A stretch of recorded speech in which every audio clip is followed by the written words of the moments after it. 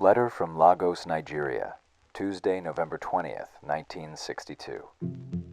Darling, the ride from Lome through Togo and Dahomey was beautiful. No big cities or towns, just little thatched huts forming fishing villages here and there. Fishermen going out in their canoes or repairing nets. It was all very peaceful and remote. It would have been a grand drive had it not been for the fast and horribly reckless driver we had. We did everything but slug him over the head to slow him down. We also saw a crocodile scooting across the road in front of the car.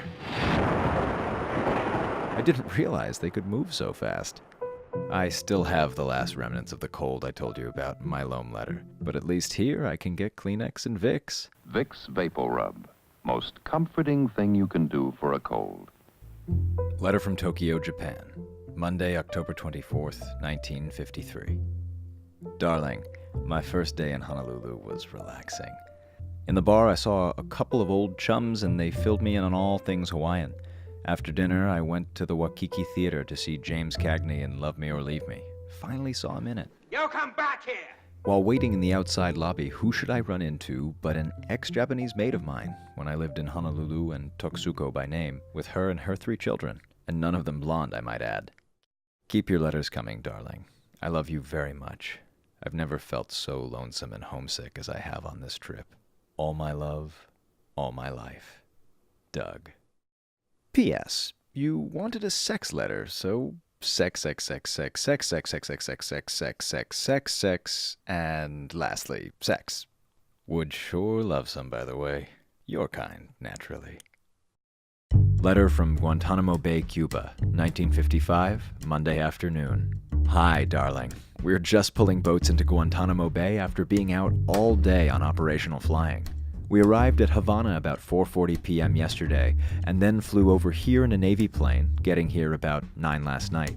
We went abroad right away, and the ship sailed this morning at 6. By the way, we're aboard the USS Intrepid. This is exactly the same type of ship I was on during the war. It's all strange and somehow like a dream I had once, being back again. The wardrobes, the rooms, the decks, and the lounge all seem the same, with the exception of an enemy about. Love, Doug. Letter from Germany, Saturday, December 11th, 1954.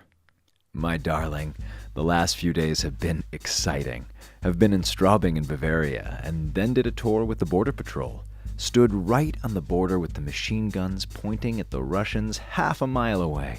We've been living out in the field with the troops. Bitter cold, 25-foot snow, and wooden huts and dugouts. How is the new couch?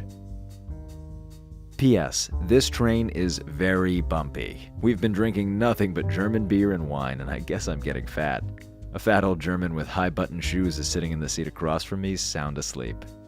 I love you very much, darling. We will make it all up when I get home.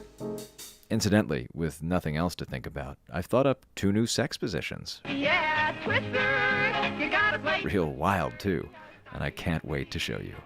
Doug. Letter from Ghana, Saturday, November 17th, 1962. Darling, last Saturday at the races was a scream. They had soldiers all around with rifles because of tipped-off bomb threats, and the soldiers thought I was photographing the horses, and I had a field day with them. On Sunday, I had a touchy thing, though.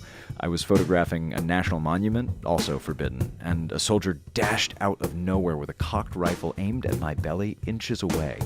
God, I love you, darling. Did I tell you I thought of even one more way to have sex? Oh boy, I would like to be home.